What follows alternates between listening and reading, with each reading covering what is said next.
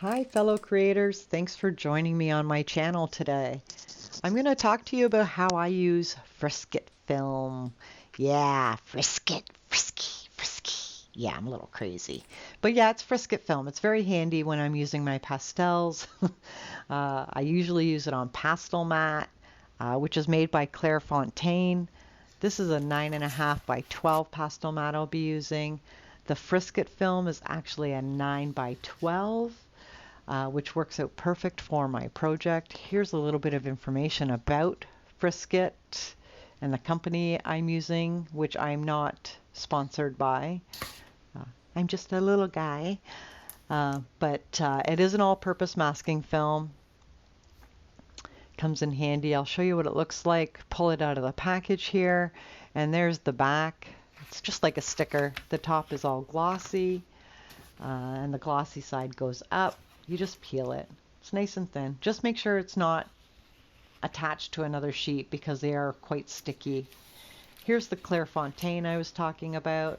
Now, the sheet color I used happened to be Sienna. I don't think I show it here, but you'll see it on my project. This glassine paper, keep handy. It's great for keeping the hand oils off your project. Here we go with the Frisket. Just peeling it. My project is on a clipboard.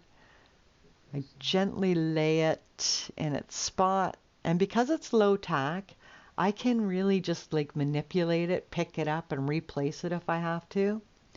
I'll grab a scraper. However, I am extremely gentle. I don't want to indent my Pastelmat. Now, if you haven't used Pastelmat, it is worth a try. It is definitely worth a try, especially if you love pastels. The colors just pop on this stuff. Here's the scraper. Okay, if you use Frisket for something other than what I'm using it for, please comment below. We are interested, and sharing is caring. Now, I could not find my craft knife, so I picked the dullest knife I had for some reason, and you will see my struggles. So please, watch carefully. This is what not to do. This is a dull knife. I wish I never picked it up. It's quite an old knife, but you can tell I'm struggling with it. This is not how it works, honestly. Get yourself a good craft knife. Make sure it is super sharp. Look at, I'm just fiddling around with that. Oh, stop, stop it. Stop. Geez, go get a knife. So I ended up going to the craft store and picking up an X-Acto knife.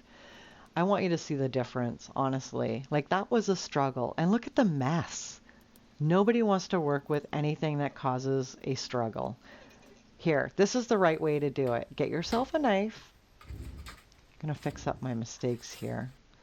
Yeah, the thing is if you push too hard with the knife on Pastelmat, you'll create an indentation, and that indentation will create a line. Unfortunately, it'll show through your pastels, so you have to be very gentle when you're cutting, and I was very worried about that, especially in this corner here. I wish I never did that. I should have put that knife down long ago. But I'm going to show you exactly what a sharp knife does. It cuts like butter on this.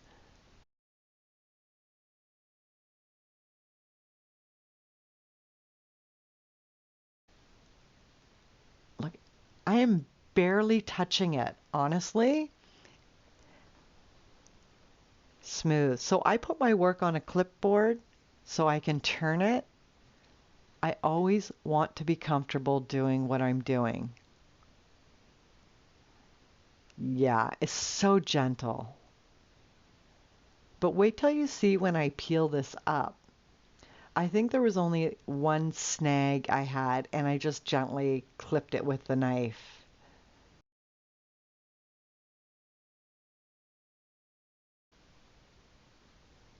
Yeah, so watch. Wow. I love that part. It's my favorite part, peeling away. And you can peel sections away at a time. This particular project had required a lot of light on the lady's face because that's a crystal ball she is holding. So I decided to work outside in, this is a soft sponge from Soft Tools. I use it with my PanPastels. PanPastels will be another tutorial. Not necessarily a tutorial, but how I use it. I had to cut another piece here. I sped this up, but generally I'm very gentle and slow. Not super slow, but slow.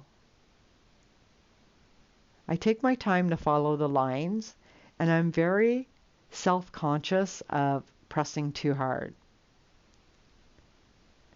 And once again, the knife has to be super sharp. Look at that. No problems. Remember the struggle I had below?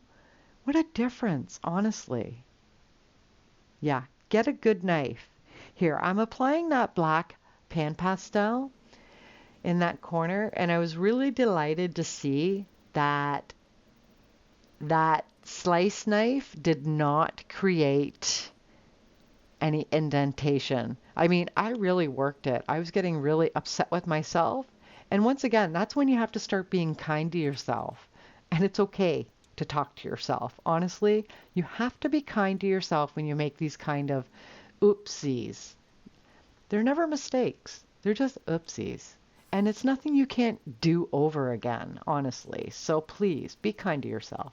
Here, look at no seepage whatsoever through that Frisket. And these are all dark colors I'm using. And once I peel it, which I didn't really film a lot of the peeling of this Frisket, but you will see segments where I did stages. I did the hands after this, then I did the face, then I worked the hat. Oh, sorry, I worked the hat, then the face, and I left the crystal ball covered because it was the brightest part of the portrait. And there's the portrait partially done.